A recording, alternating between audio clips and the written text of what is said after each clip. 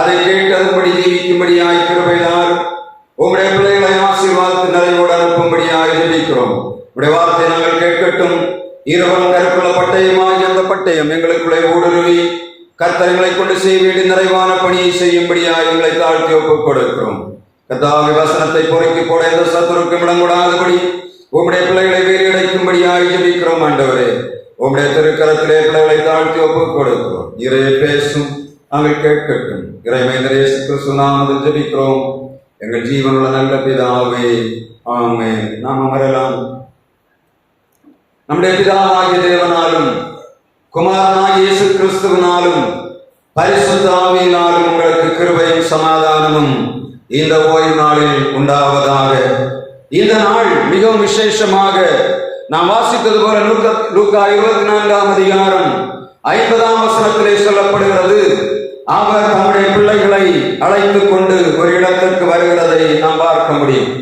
இந்த நாட்கள் நாம் தொடர்ந்து ஆண்டவராய் இயேசு கிறிஸ்து இந்த பூமியிலே உயிர்த்தெழுந்து அவர் 40 நாட்கள் பூமியிலே சுற்றிக் கொண்டிருந்த நிறைய நாட்களுக்கு நேராக நாம் வந்திருக்கிறோம்.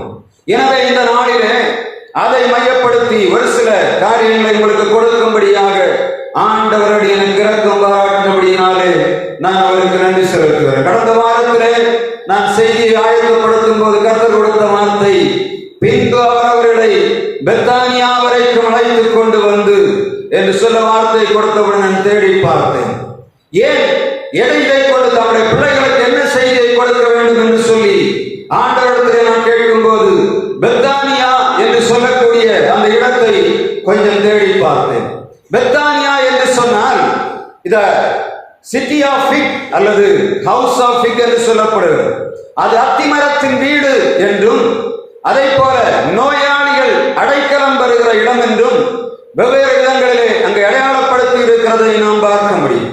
ஆண்டவராய் இயேசு கிறிஸ்து குஷ்டரோகியாகி சீமோன் இருந்த வீட்டிலே அவர் பந்தி இருக்க வந்த இடம் எங்கே?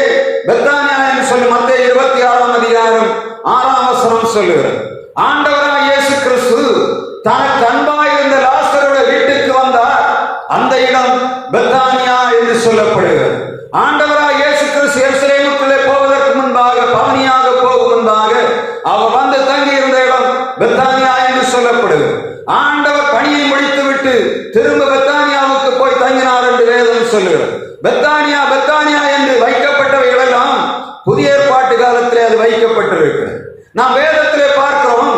ஆண்டவராய் இயேசு கிறிஸ்து யோவான் 21ஆம் அதிகாரம் 1ஆம் வசனத்திலே கடைசியாக சீடர்களுக்கு தரிசனமான இடம் திபேரியா கடல் என்று சொல்லப்படுகிறது. ஆண்டவராய் இயேசு கிறிஸ்து சீடர்களை அழைத்து கொண்டு வருகிறார். நான் யோசித்து பார்த்தேன், இதுக்கிடையே ஏதாவது இடத்துல ஆண்டவருடைய தரிசனம் இருக்கிறதா என்று பார்த்தார். ஓரிடத்திலும் அதுக்கு பிறகு ஆண்டவர் தரிசனம் கொடுத்ததாக சொல்லப்படவில்லை. ஏறக்குறைய நான் அந்த மேப்பை தேடி பார்த்தேன். இது கலிலேயாவில் இருக்கிறது. எது? இந்த திபேரியா கடற்கரை என்பது அது கலிலேயா கடலிலே நாசரேத்திலே இருக்கிறது. ஆண்டவராய் இயேசு கிறிஸ்து அந்த இடத்தில் போய் கலிலேயாவிலே ஊழியம் செய்தார். அதை சுற்றியுள்ள இடங்கள் தான் இந்த நாயின், இந்த கானா, இதை போல திபேரியா கடல். ஆண்டவராய் இயேசு கிறிஸ்து சீடர்களை திடப்படுத்தி விட்டு அவளோடு கூட நடந்து வந்தாரா என்று தெரியவில்லை. காரணம் என்னன்னா, நான் தேடி பார்த்தேன், இந்த பெத்தானியாவுக்கும் இந்த திபேரியா கடலுக்கும் இடையே கிட்டத்தட்ட 200 கிலோமீட்டர் இருக்கிறது. அது வடக்கு பகுதி. நாசரேத்திலிருந்து ஆண்டவராய் இயேசு கிறிஸ்து பரவேற வேண்டிய இடத்துக்கு நேராக கிட்டத்தட்ட 160 to 200 கிலோமீட்டர் தூரம் இருக்கலாம் என்பதை நாம் நினைவில் கொள்ள வேண்டும். ஆண்டவராய் இயேசு கிறிஸ்து இருந்த நாட்களிலும் இப்பொழுதும் தான் அந்த யோர்தான் நதியானது அதன் சுற்றியுள்ள இடங்களில் முழுவதும் மலைப்பிரதேசமாக காணப்படுகிறது. ஆண்டவராய் இயேசு கிறிஸ்து திபேரியாவில் இருந்து ஜனங்களை எப்படி அழைத்து வந்திருக்க வேண்டும்? நாயின் ஒரு வழியாக, சமாரியா வழியாக இயேசு கிறிஸ்து தன்னுடைய பிள்ளைகளை பெத்தேலுக்கு நேராக நடத்தி கொண்டு வந்திருக்க நிறைய இடங்கள் அதற்குள்ளே காணப்படுகிறது. வசனம் சொல்லுகிறது, பின்பு இயேசு அவர்களை பெத்தானியா வரைக்கும் அழைத்துக் கொண்டு வந்தார். எதற்காக? ஆண்டவர் தெரிந்த எடுத்த இடம். அவர் கடைசியாக இந்த ஊழியத்தை முடித்துவிட்டு பரமேற வேண்டிய இடம் என்ன என்பதை ஆண்டவர் மிக தெளிவாக வைத்திருந்தார். எந்த இடம்? எல்லா மனிதர்களும் ஒதுக்கப்பட்ட ஒரு இடத்திலே, அநேகர் ஆறுதலை பெற்றுக் கொள்ளக்கூடிய இடத்திலே, இந்த எருசலேமுக்கு பக்கத்தில் இருக்கிற இடத்திலே அவர் தம்முடைய பிள்ளைகளை கூட்டிக் கொண்டு வருவார். நிறைய காரியங்களை ஆண்டவர் அங்கே செய்கிறார். ஏன்னா அவர் விட்டு விட்டு போகும்போது இந்த ஜனங்கள் சீடர்கள் திரும்ப கலிலேயாவுக்கு போய் திரும்ப மீன்பிடி தொழிலை ஈடுபட்டு விடக்கூடாது என்று நினைத்தாரோ என்று தெரியவில்லை. அவர்களை அந்த இடத்திலிருந்து அவர் மூவ் பண்ணி கொண்டு வர வேண்டிய சூழ்நிலை உருவானது. ஏன்னா நமக்கு சாதகமான சூழ்நிலை இருக்கிற இடங்கள்ல ஆண்டவரை மறந்து பின்வாங்கி போவதற்குரிய அநேக சூழ்நிலைகள் உண்டு. அப்படிதானே? நாம் கொஞ்சம் கஷ்டப்பட்ட உடனே யோசித்து பார்க்கிறேன், கையில பணம் இல்லை, எப்படி சம்பாதிக்கலாம் என்று யோசிக்கிறோம். எங்க குறுக்கு வழியா இருக்கோ குறுக்கு வழியை தேடுது. அநேகருக்கு இன்றைக்கு நேர் வழியிலே போய் சம்பாதிப்பது என்பது முடியாத காரியமாய் மாறினபடினாலே குறுக்கு வழிகளை தெரிந்தெடுக்கிறார்கள். ஆண்டவராய் இயேசு கிறிஸ்து தெரிந்தார். இந்த ஜனங்கள் திரும்ப தன்னுடைய பாவ வழிக்கு அல்லது நான் அவளை அழைத்த நோக்கம் நிறைவேறி விடக்கூடாது என்பதை சாத்தான் மிக கவனமாக இருக்கிறபடினாலே ஆண்டவர் திபேரியாவிலிருந்து அவர்களை எருசலேமுக்கு நேராக நடத்தி கொண்டு வர வேண்டிய சூழ்நிலை வந்தது. ஆண்டவர் நம்மை எப்படி நடத்துகிறார் என்று சொன்ன அநேக நேரங்களில நம்ம என்ன நினைக்கிறோம்? உலகத்தின் பாசங்கள், உலகத்தின் எல்லா ஆசாபாசங்களும் நமக்கு போதும், இந்த வாழ்வே போதும் என்று நினைக்கும் போது ஆண்டவருடைய சித்தம் அதுவல்ல. அவர் சொல்லுகிறார், இதுவல்ல நீ தங்க வேண்டிய இடம், இதுவல்ல நீ வல்லமை பெற வேண்டிய இடம், இதுவல்ல நீ இந்த உலகத்திலே நான் மேல் வைத்த நோக்கத்தை நிறைவேற்ற வேண்டிய இடம் என்பதை அவர் தெரிந்தபடியினாலே முதலாவது திபேரியாவிலிருந்து சீடர்களை கடத்தி கொண்டு வருகிறார். எத்தனை நாள் நடந்தார் என்று தெரியவில்லை. இன்னைக்கு வாகனங்கள் இருக்கிறது, அன்றைக்கு கழுதை இருந்தது. ஆனால் நடந்து வந்த பாதையில நான் பார்த்தேன். அந்த பார்க்கும்போது அந்த யோர்தானுடைய ஒரு பகுதி முழுவதும் மலைகளால் சூழப்பட்டிருக்கிற மலையில் உள்ள தண்ணீர் தான் அந்த யோர்தானை நிறுத்தி சவக்கடல் வரையிலும் தண்ணீரை கொண்டு வந்திருக்கிறது. மலைகளை உடைக்காதபடி ஆண்டவர் அந்த நாட்களை செழிப்பை எங்கே வைத்திருந்தார். இந்த மலைப்பகுதியை தாண்டித்தான் அவர் சமநரப்பு வழியாக வந்து இந்த பெத்தானியாவுக்கு வருகிறார். பெத்தானியாவுக்கு வந்து அநேக கட்டளைகளை கொடுக்கிறார், அவைகளை கொடுக்கிறார். நீங்கள் பிதா வாக்குத்தத்தம் பண்ண பரிசுத்த ஆவியை பெற்றுக் கொள்ள வேண்டும், எருசலேமை தரித்திருங்கள் என்று சொல்லி எருசலேமுக்கு மிகவும் அருகான 2 கிலோமீட்டர் 2 மைல் தூரத்திற்கு பக்கத்தில் இருக்கக்கூடிய இடத்திலே சீடர்களை கொண்டு வைத்து விட்டார். இப்பொழுது அவர்கள் திரும்பி போனோம்னா இந்த சீடர்கள் யாராவது ஒருவர் என்ன பண்ணுவாங்க? தடை பண்ணுவாங்க. ஆண்டவருக்கு மிக தெளிவாக தெரிந்தது, இந்த இடத்தை விட்டு அவர்களை நகர்த்தி கொண்டு போக வேண்டும். வசனத்திலே ஆண்டவர் தெளிவாக சொல்லுகிறார். சமாரியா என்று சொல்லக்கூடிய இடம் அந்த ஆண்டவராய் இயேசு கிறிஸ்து வருகிற வழியிலே தான் இருக்கிறது. அங்கே யோவான் 4ஆம் அதிகாரத்திலே சொல்லப்பட்ட சம்பவம் காணப்படுகிறது. சமாரியாவிலே அந்த சமாரியா ஸ்திரீ இருந்த இடத்திலே யாக்கோபுடைய கிணறு இருக்கிறது. அவர் அந்த வழியாய் கடந்துதான் வருகிறார். ஆனாலும் அங்கே அவர்களை நிலைப்படுத்தவில்லை. காரணம் என்ன? ஆண்டவர் அழைத்ததும் ஆண்டவர் சீடர்களை வேறுபிரித்ததற்கு நோக்கம் உண்டு. நம்மை ஆண்டவர் அழைத்ததற்கு நோக்கம் உண்டு. எனவேதான் ஆண்டவர் நாம் விரும்பாத பாதைகளில் அநேக நேரங்களில் நடத்தி கொண்டு வருகிறார். ஆண்டவராய் இயேசு கிறிஸ்து இந்த பூமியிலே வந்த நாட்களை செய்ததை போல பிதாவானவர் நம்முடைய முற்பிதாவாகிய ஆபிரகாம் லோத்திலே நீ வாழ்வை நீங்கள் பார்த்தீர்கள் என்று சொன்ன வசனம் சொல்லுகிறது. இந்த 13ஆம் அதிகாரத்திலே ஆதி ஆரம்பத்திலே ஆபிரகாம் லோத்தோடு கூட லோத்தும் ஆபிரகாமோடு வருகிறான். ஒரு இடத்துல வந்தவன 2 பேருக்கும் சண்டை நடக்கிறது. இப்பொழுது ஆண்டவருடைய குமாரனாய் தேவகுமாரனாய் ஆபிரகாம் சொல்லுகிறான், உனக்கும் எனக்கும் என்ன? நீ வலதுபுறம் போனால் நான் இடதுபுறம் போகிறேன், நீ கிழக்கே போனால் நான் மேற்கே போகிறேன், நீ எந்த இடத்துல போறால் எதிர்த்து செய்ய நான் போக போகிறேன் என்று சொன்ன உடனே லோத்து தெரிந்து கொண்ட இடம் என்ன? மிகவும் செழிப்பான வளமையான தேசத்தை தெரிந்து கொண்டான். அந்த யோர்தான் பகுதி முழுவதும் நல்ல செழிப்புள்ள தேசமாக இருக்கிறது. அதை தெரிந்து கொண்டு அவன் கண்களை அங்கே வைத்தான். ஆனால் அந்த செழிப்பை பெற்றுக் கொண்டு ஆபிரகாமை போல கூடாரவாசியாயிராதபடி அவன் பட்டணத்தை தேடினபடினாலே பட்டணத்து வாசலிலே உட்காரக்கூடிய சூழ்நிலை உருவானது. ஆண்டவர் இருவரை வேறுபிரிக்கும் போது ஆண்டவர் அவளை செழிப்பான பாதையில் நடத்தி கொண்டு வந்தாலும் லோத்து தெரிந்து கொண்டதோ தவறான பாதை. கண்களிலே பார்க்கும் போது ஒருவேளை ஆபிரகாமுடைய வேலைக்காரன் சொல்லி இருக்கலாம், இந்த எங்கள் எஜமானுக்கு தெரியவில்லை, நல்ல இடத்தை செலக்ட் பண்ணி இருக்கிறான், இவனுக்கு விட்டு விட்டாரே நம்மை வனாந்தரத்துக்கு நேராக கொண்டு போகிறாரே என்று நினைத்திருக்கலாம். ஆனால் ஆபிரகாமுக்கு தெரிந்தது ஒன்றே ஒன்றுதான், உலகத்தின் செழிப்பை வைத்து ஆண்டவர் நடத்துகிறவர் அல்ல. உலகத்திலே கண்டுகிற காட்சிகளை வைத்து ஆண்டவர் என்னை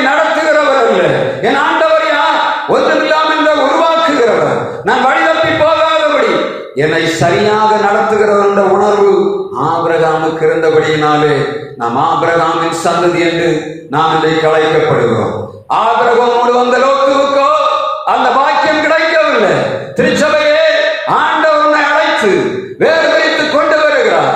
உலகத்தின் ஆசாபாசங்கள், உலகத்தின் செழிப்புகள், உலகத்தின் வருமானங்கள் உன்னை கட்டி போட நினைக்கிறது என்று சொன்ன ஆண்டவர் சொல்லுகிறார். இந்த நாளிலே ஆண்டவருடைய கையிலே விட்டுக் கொடுக்க வேண்டும். ஆண்டவர் உன்னை நடத்தும்படியாக ஒப்புக் கொடுக்க வேண்டும். எல்லா நன்மைகளையும் பெற்று இதுதான் வாழ்வு என்று சொல்லும் போது ஆண்டவர் சொல்லுகிற, இதுவல்ல நான் உன்னை அழைத்த நோக்கம், இதுவல்ல.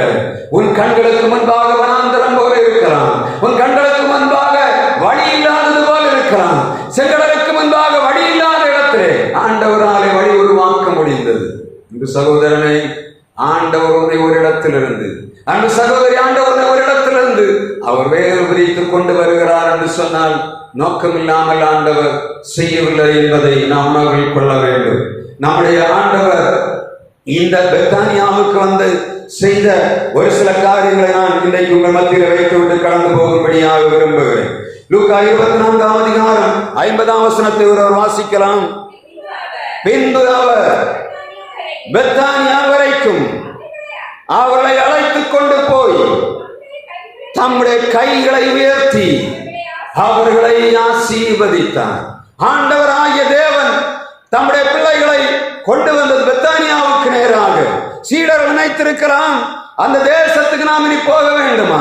நோயாளிகள் நிறைந்த இடம், எல்லா ஏழைகளும் நிறைந்த இடம், எல்லா விதமான காரியங்களும் இருந்தாலும் ஏன் எங்களை ஆண்டவர் அழைத்துக் கொண்டு போகிறார் என்று கேட்கவில்லை. அவரோடு கூட போகிறார்கள். போனவுடனே ஆண்டவர் செய்த மிக முக்கியமான காரியம், தன் கைகளை உயர்த்தி அவர்களை ஆசீர்வதித்தார். ஆண்டவருடைய ஆசீர்வாதம் தம்முடைய சீடர்கள் மேல் வைக்கப்படும்படியாக கர்த்தர் கைகளை உயர்த்தி பிதாவினுடைய கையில ஒப்புக் கொடுக்கிறார். எப்படி? நான் ஆசீர்வதிக்கிற ஆசீர்வாதம் இவர்கள் நிறைவாய் வைக்கப்பட வேண்டும் என்று சொல்லி ஆண்டவர் தன்னுடைய கைகள் இரண்டையும் அவர் தூக்கி அவளை ஆசீர்வதிக்கிறார். மனுக்குலத்துக்காக தன்னுடைய ஜீவனை கொடுக்கும்படியாக கைகளை விரித்து சிலுவையிலே ஒப்புக் கொடுத்த அதே கரங்கள் தம்முடைய பிள்ளைகளை ஆசீர்வதிக்கும்படியாக இறங்குகிறதை நாம் பார்க்க முடியும். ஏன் அவர் கைகளை உயர்த்தி ஆசீர்வதித்தார்? சீடர்கள் பார்க்கிறார்கள், ஆண்டவருடைய கையிலே தழும்பு இருக்கிறது. என்ன தழும்பு? இவர்களுக்காக அவர் சிலுவையில் அறைந்த அந்த காட்சி அவருடைய கையிலே வைக்கப்படுகிறது. எத்தனை மனிதர்கள் ஆண்டவருடைய சிலுவையின் காட்சியை நோக்கி பார்த்தார்களோ அவர்கள் பிழைத்தார்கள். இந்த நாளிலும் ஆண்டவர்களுக்கு கொடுக்கிற செய்தி, நீங்கள் பெத்தானியாவுக்கு வந்திருப்பீர்கள் என்று சொன்னார். ஆண்டவர் அழைக்கப்பட்ட தெரிந்தெடுக்கப்பட்ட இடத்தில் நீங்கள் வந்திருப்பீர்கள் என்று சொன்னார். ஆண்டவருடைய ஆணிகளாகப்பட்ட கரம் உங்களை ஆசீர்வதிக்கும்படியாக நீட்டப்படுகிறது. யார் யாரெல்லாம் இந்த நேரத்தில் ஆண்டவர் என்னை ஆசீர்வதிக்க வேண்டும் என்று கேட்கிறீர்களோ, ஆண்டவருடைய கையிலே காணப்படுகிற தழும்புகளை நோக்கி பாருங்க.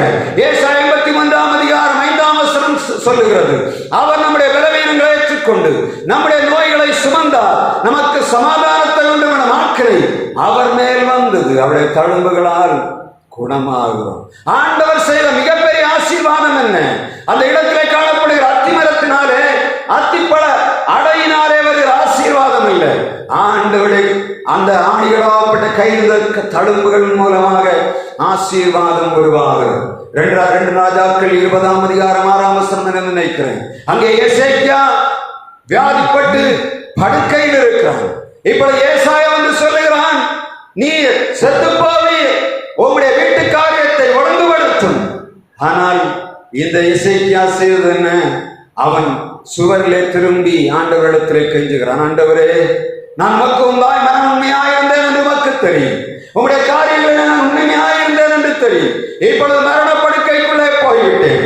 என் பிள்ளைகளுடைய நிலைமைகள் என்ன, என்னுடைய ராஜ்யபாரம் எப்படி இருக்கும் என்று தெரியவில்லை.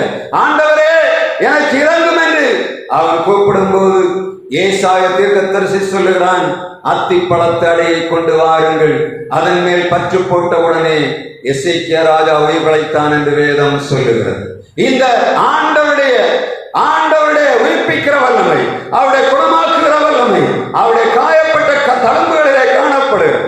அது அத்தி இலைகள் அத்திப்பழத்தின் அடையை போல உங்களை ஆறுதல் படுத்த வல்லமை உள்ளதாக இருக்கிறது. ஆண்டவர் தன்னுடைய கைகளை உயர்த்தி உங்களை ஆசீர்வதிக்கிறார் என்று சொன்னார். உங்கள் சரீரத்தில் காணப்படுகிற நோய்கள், பலவீனங்கள் அற்று போகும். அதுதான் ஆண்டவருடைய ஆசீர்வாதத்திலே காணப்படுகிற மிகப்பெரிய அந்த ஆசீர்வாதம் என்பதை நான் நினைவில் கொள்ள வேண்டும். ஆண்டவர் சும்மா ஒரு வார்த்தையும் வேதத்திலே எழுதி வைக்கவில்லை. அவர் கைகளை உயர்த்தும் போது அவருடைய கையிலே காணப்படுகிற தழும்புகள் நம்முடைய காயங்களை குணப்படுத்த வல்லமை உள்ளதாய் இருக்கிறது. ஆண்டவராய் இயேசு கிறிஸ்து உயிர்த்தெழுந்தவராய் 40 நாட்கள் இந்த பூமியிலே சுற்றி கொண்டு கடைசியாக அவர் அந்த பூமியை விட்டு அவர் எடுக்கப்படுகிற நேரத்தில் தம்முடைய பிள்ளைகளுக்கு எல்லா சுகத்தையும் ஆசீர்வாதமாக வாக்குத்தத்தம் பண்ணி விட்டுத்தான் ஆண்டவர் போகிறதாக நாம் பார்க்க முடியும். அதற்கு அடுத்த அந்த வசனம் சொல்லுகிறது, கைகளை உயர்த்தி அவளை ஆசீர்வதித்தார். அடுத்த வசனம், அவளை கைகளை விட்டு ஆசீர்வதித்துக் கொண்டிருக்கும் போதே ஆண்டவர் பரமேறினதாக வேதம் சொல்லுகிறது. சீடர்களை ஆசீர்வதித்துக் கொண்டிருக்கிறார், அவர் பரமேறுகிறார். எப்படி ஏறினார்? ஆண்டவர் பரமேறும் போது அவருக்கு சரீரம் உண்டா? உண்டு. ஆண்டவர் பரமேறும் போது அவர் பேச முடியுமா? ஆம். ஆண்டவர் பரமேறும் போது அவர் மனித சரீரத்திலிருந்து மறுரூப சரீரத்தோடு அவர் எழும்பி போகிறார். எழும்பி போகும்போது அப்போஸ்தலர் 1 அதிகாரம் 11 வசனம் சொல்லுகிறது, உங்கள் கண்களுக்கு முன்பாக எடுக்கப்பட்ட இயேசு எப்படி பரமேறி போனாரோ அப்படியே திரும்ப வருவார். எதற்காக ஆண்டவர் ஆசீர்வதித்து விட்டு அப்படியே பரலோகத்துக்கு போனார் என்று சொன்னார். ஆசீர்வதித்துக் கொண்டிருக்கிற ஆண்டவர், ஆசீர்வதித்த ஆண்டவர் ஆசீர்வதித்துக் கொண்டே இருக்கிறார். அந்த ஜனங்களை தொடர்ந்து ஆசீர்வதித்துக் கொண்டிருக்கிறார். இப்பொழுது வசனம் சொல்லுகிற 2 தூதர்கள் வருகிறார்கள். அந்த சீடர்களை பார்த்து சொல்லுகிறார்கள், நீங்கள் கண்களுக்கு முன்பாக பார்த்து கொண்டிருக்கிற இயேசு எப்படி பரமேறினாரோ அதை போல திரும்ப வருவார். கிறிஸ்தவனே, உன் நம்பிக்கை என்ன? உலகத்தோடு வாழ முடிவதல்ல நம்பிக்கை. ஆண்டவராய் இயேசு கிறிஸ்து ஜீவனை கொடுத்து அவர் உயிர்த்தெழுந்து பரலோகத்துக்கு போனதற்காக, திரும்ப வருவதற்காக போனார். இந்த சகரியா 14 அதிகாரம் 4 வசனத்திலே ஆண்டவருடைய வார்த்தை சொல்லுகிறது, ஆண்டவருடைய கால்கள் ஒலிவ மலையின் மேல் படும். எங்க? ஆண்டவர் ஏறி போன இடத்துல தான் என்ன இருக்கு? ஒலிவ மலை இருக்கு. ஆண்டவராய் இயேசு கிறிஸ்து பெத்தானியா வரைக்கும் அவர்களை அழைத்துக் கொண்டு வந்து பரமேறும் போது அவர் ஆசீர்வதிக்கிறார். போனபின்பாக அந்த தூதர் வந்து சொல்லுகிறார்கள், நீங்கள் உங்கள் கண்களுக்கு முன்பாக எடுக்கப்பட்ட இயேசு எப்படி பரமேறி போனாரோ அப்படியே திரும்ப வருவார். வாழ்வு உங்களை ஆண்டவர் அழியும் குழியில் மீட்டெடுத்து கொண்டு வந்து பெத்தானியாவிலே வைத்து உங்களை ஆசீர்வதித்துக் கொண்டிருக்கிற ஆண்டவர், அவர் எதற்காக உங்களை ஆசீர்வதித்துக் கொண்டிருக்கிறார் தெரியுமா? வருகை ஒன்று உண்டு. உலகத்தோடு உங்கள் வாழ்வு முடிந்து போவதில்லை. உலகத்தில் காணப்படக்கூடிய எல்லா காரியங்களும் நம்மை சேதப்படுத்தி விடக்கூடாது என்பதற்காக ஆண்டவர் அப்படியே ஆசீர்வதித்துக் கொண்டிருக்கும் போது எடுத்து போகிறார். கை அவர் எடுத்தார் என்று சொல்லவில்லை, ஆசீர்வதித்துக் கொண்டிருக்கும் போது அப்படியே பரமேறி போனார். போய் பிதாவின் வலது வாரிசத்திலே நமக்காக இன்றைக்கும் பரிந்து பேசிக் கொண்டிருக்கிறார். ஆண்டவராய் இயேசு கிறிஸ்து சீக்கிரமாய் வருவார். லூக்கா சகரியா 14 அதிகாரம் 4 வசனத்திலும் அப்போஸ்தலர் 1 அதிகாரம் 15 வசனத்திலும் ஆண்டவராய் இயேசு கிறிஸ்து திரும்ப வருவார் என்று சொல்லப்படுகிறது. திரும்ப எப்படி வருவார்? சகரியா 14 அதிகாரம் 4 வசனத்தில் வாசிங்க. அந்நாளிலே அவருடைய பாதங்கள் கிழக்கே எருசலேமுக்கு எதிரே இருக்கிற ஒலிவ மலைக்கு நிற்கும். அப்பொழுது மகா பெரிய பள்ளத்தாக்கு உண்டாகும்படியாக ஒலிவ மலை தன் நடுமையத்திலே கிழக்கு மேற்காக பிளந்து போகும். யோசித்து பாருங்க, பெரிய மலை ஆண்டவராய் இயேசு கிறிஸ்துவின் கால்கள் பட்டவுடனே கிழக்கு மேற்காக பெரிய பள்ளத்தாக்கு உண்டாகும்படியாக தெரிந்து போகும் என்று வேதம் சொல்லுகிறது. இன்றைக்கு ஒலிவ மலை அடிவாரத்திலே இந்த சுற்றுலா பயணிகளுக்காக ஒரு ஹோட்டலை கட்ட வேண்டும் என்று சொல்லி ஒரு நிறுவனம் போனது.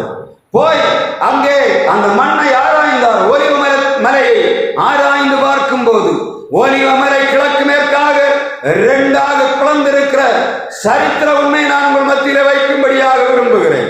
ஏற்கனவே மலையானது 2ஆக பிளந்து நிற்கிறது. ஆண்டோட காலில் வைக்கப்படும் போது அது பள்ளத்தாக்கு உருவாகும் அளவும் கடந்து போகும் என்று வேதம் சொல்லுது. ஆண்டவராய் இயேசு கிறிஸ்து பூமியிலே வந்தது உண்மை. ஆண்டவராய் இயேசு கிறிஸ்து இந்த பூமியிலே பாடுகளுக்காக பாவிகளுக்காக ஜீவன் கொடுத்தது உண்மை. அவர் உயிர்த்தெழுந்தது உண்மை. அவர் பரமேறினது உண்மை.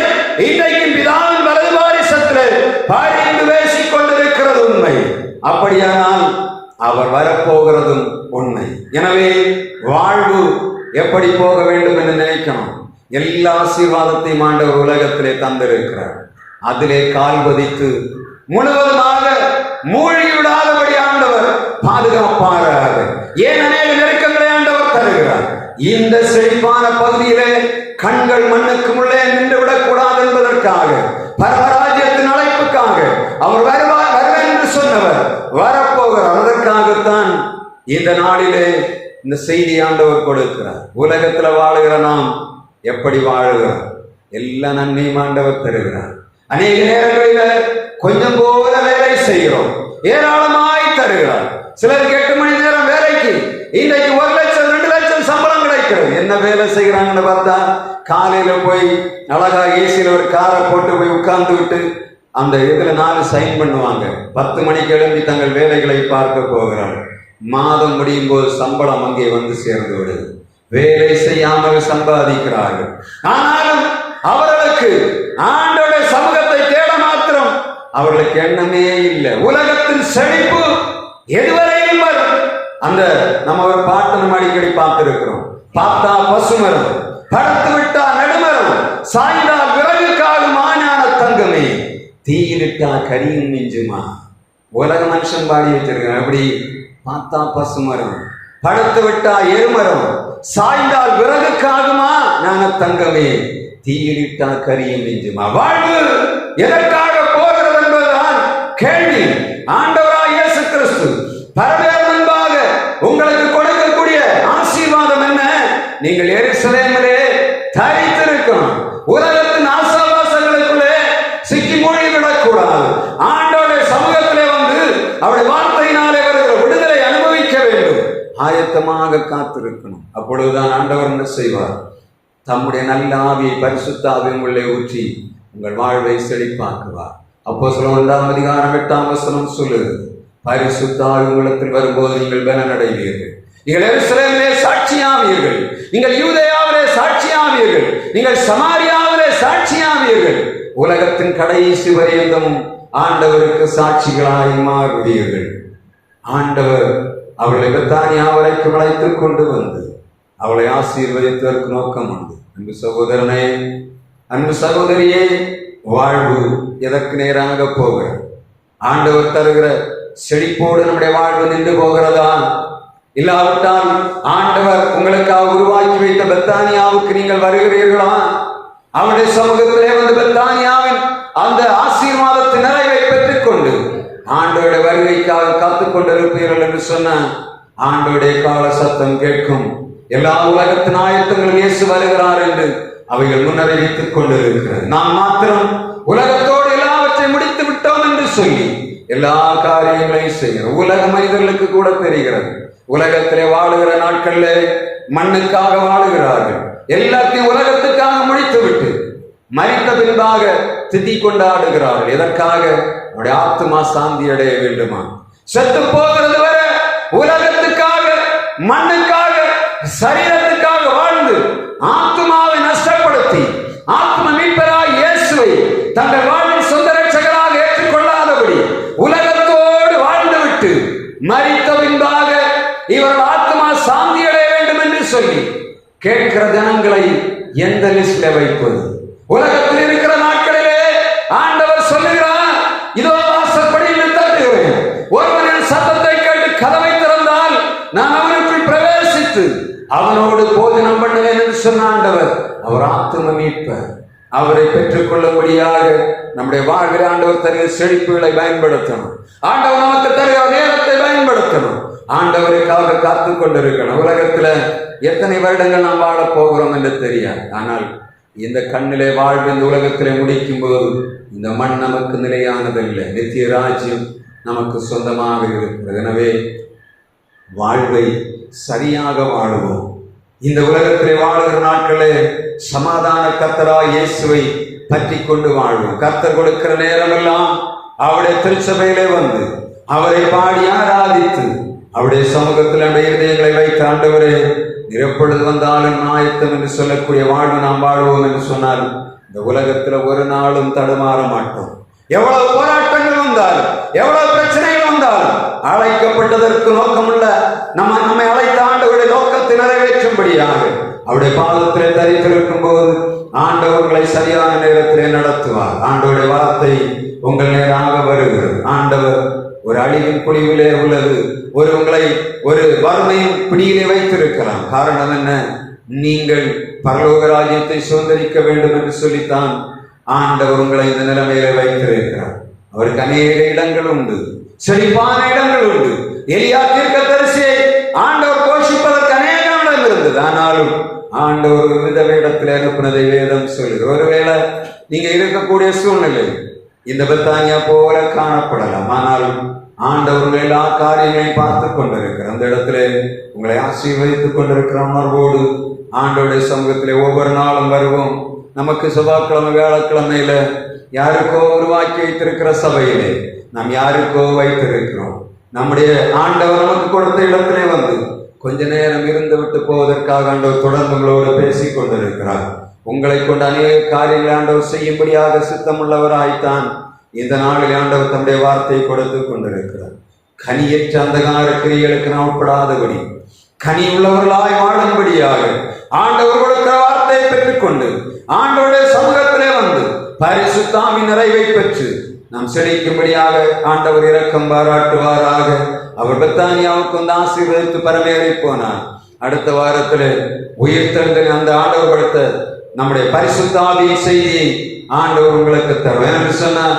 இந்த 40 நாட்கள் முடித்து ஆண்டவர் பரமேறுகிறார். 50வது நாள் பெந்தேகோஸ்தே நாளிலே பரிசுத்தாவி ஊற்றப்பட்டது. இந்த வாரத்தில் ஆண்டவருடைய சமூகத்தில் கேளுங்க, ஆண்டவரே நீர் சொன்னது போல உங்களுடைய ஊழியனை கொடுத்த செய்தியை போல பெத்தானியாவரை நீங்கள் அழைத்துக் கொண்டு வந்திருக்கிறேன். எங்களுக்கு பரிசுத்தாவி தர வேண்டும் என்று சொல்லி காத்திருங்க. ஆண்டவர் உங்களை தொடர்ந்து நடத்துவாராக. நான்